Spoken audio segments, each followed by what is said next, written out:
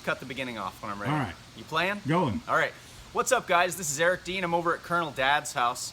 Screep is off somewhere raising kids or some bullshit, so I got Dad holding the camera for me today, which is fitting because he had a cold steel Viking hand axe, which you can find online for about 50, 55 bucks. Literally just cold steel Viking hand axe. Go look it up.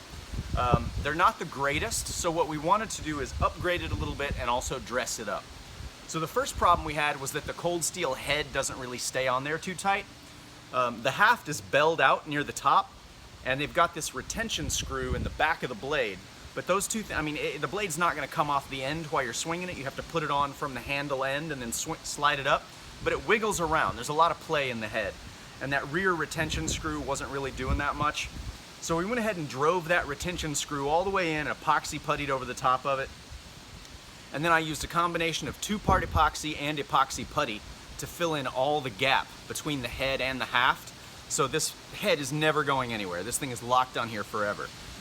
So then I got to thinking about the axe as a weapon system as I'm just playing around with it in the house, right?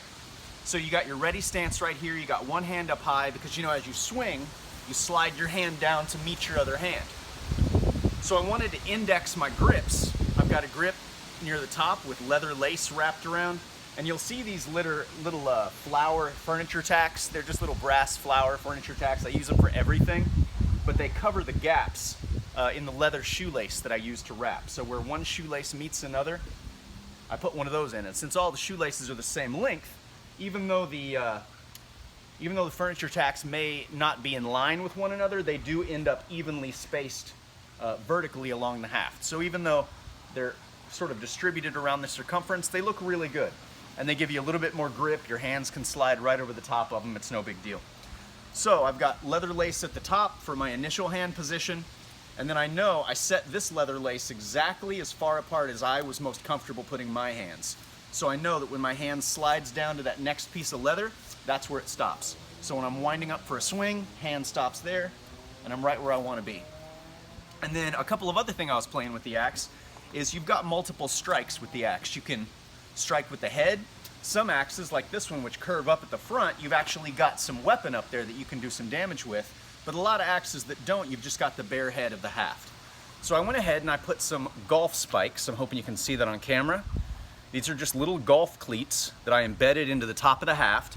And then I made a cuff with some tape, and I poured two-part epoxy, liquid epoxy, in around the base of the spike. So you may not be able to see it, but there is a 1/4 inch thick layer of two-part epoxy that is not only holding the end grain of the haft together to support these spikes, but also holding the spikes to one another. And if in fact one of these spikes got lodged in something, if you're striking something with it like a piece of wood or a skull or whatever, then it's going to dissipate that force all across the top of that haft and not chink one of your spikes out like a loose tooth. Now I also put those same two spikes on the pommel end, just so if somebody charges in at your legs, you can pommel strike a lot more effectively with the pommel of the axe. Or, I was talking to my dad about this, if you're feeling really generous and you want speed over, maybe you don't want to use the axe blade on somebody or something for whatever reason, but you need to maybe defend yourself or get an angry animal to back off and leave you alone, you can always use the blade as hand protection right up under the blades. It's called a beard of the blade right here.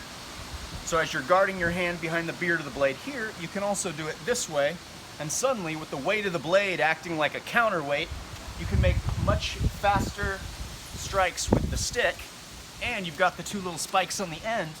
You can still do a pretty effective thrusting attack. So it really just makes the axe a much more versatile weapon system in general, and I think it looks a hell of a lot better when you dress it up. So again, that's the cold steel Viking hand axe. Get you one and fix it up a little bit. It's not bad. I probably wouldn't be my first choice, but all these mods definitely make it more acceptable.